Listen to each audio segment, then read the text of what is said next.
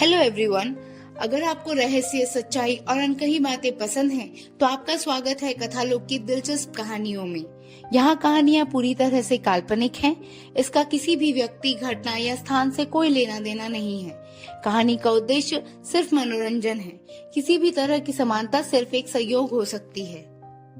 अगर आपने चैनल को सब्सक्राइब नहीं किया तो प्लीज इसे सब्सक्राइब करें और बेल नोटिफिकेशन को ऑन करें, जिससे आपको हर अध्याय का नोटिफिकेशन मिलता रहे और आप ये कहानी बिना किसी रोक टोक के सुनते रहे।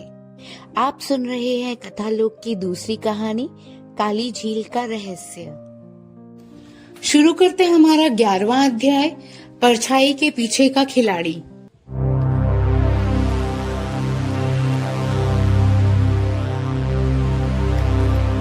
झील के नीचे बनी उस गुप्त लैब में लाइट्स तेजी से टिमटिमा रही थी।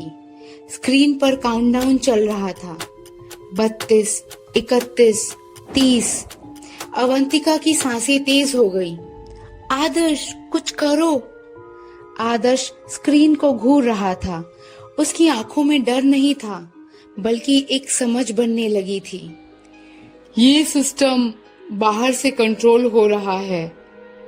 अचानक एक और स्क्रीन अपने आप ऑन हुई। इस बार सिर्फ कोड नहीं था, उस स्क्रीन पर एक लाइव वीडियो फीड था।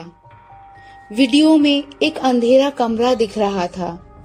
कमरे में सिर्फ एक ही चीज साफ थी, एक बड़ी स्क्रीन जिस पर दिख रहे थे आदर्श, अवंतिका और वही लैब। अवंतिका फुसफुसाई, कोई हमें देख रहा है। आदर्श धीरे से बोला, नहीं, वो सिर्फ देख नहीं रहा, वो हमें चला रहा है। तभी स्क्रीन पर एक परछाई हिली। धीरे धीरे एक कुर्सी घूमी और अंधेरे से एक इंसान का सिलौट सामने आया। चेहरा अभी भी अंधेरे में था, लेकिन उसकी आवाज पूरे कमरे में गूंज रही थी। तुम लोग उम्मीद से ज्यादा आगे आ गए हो। आवाज ठंडी थी, बिल्कुल इमोशनलेस। अवंतिका पीछे हट गई। तुम कौन हो? कुछ सेकंड का सन्नाटा, फिर वही आवाज, मैं वो हूँ जिसने इस कहानी को आगे बढ़ाया है। बूढ़ा आदमी अचानक सख्त हो गया। उसकी आंखों में डर आ गया। पहली बार। तुम वापस आ गए? आदर्श ने तुरंत पूछा। तुम उसे जानते हो? बूढ़ा आदमी धीमे से बोला, ये मेरी टीम का हिस्सा था, सबसे होशियार, सबसे खतरनाक। स्क्रीन पर फिर से वही आवाज आई, तुमने मुझे रोका था, लेकिन मैं रुका नहीं। मैंने मशीन को पूरा किया। स्क्रीन पर कोड तेजी से बदलने लगे। तुम लोग समझते हो ये सिर्फ यादें मिटाने की मशीन है? हा हा हा, ये तो बस शुरुआत है। आदर्श की आंखें फैल गई। तो ये क्या कर सकती है?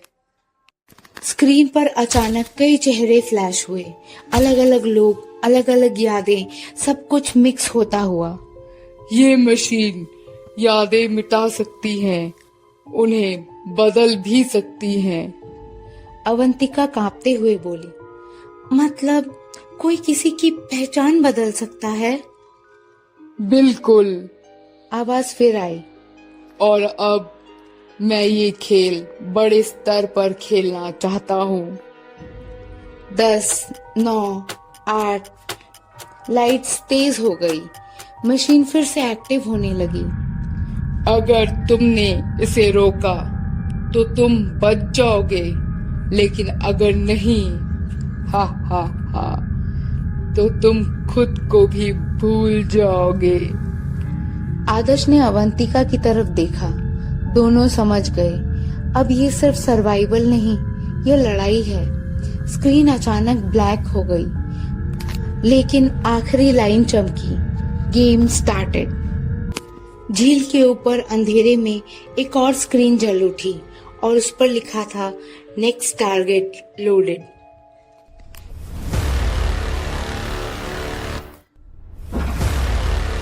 क्या आदर्श और अवंतिका उस मशीन को शुरू होने से रोक पाएंगे?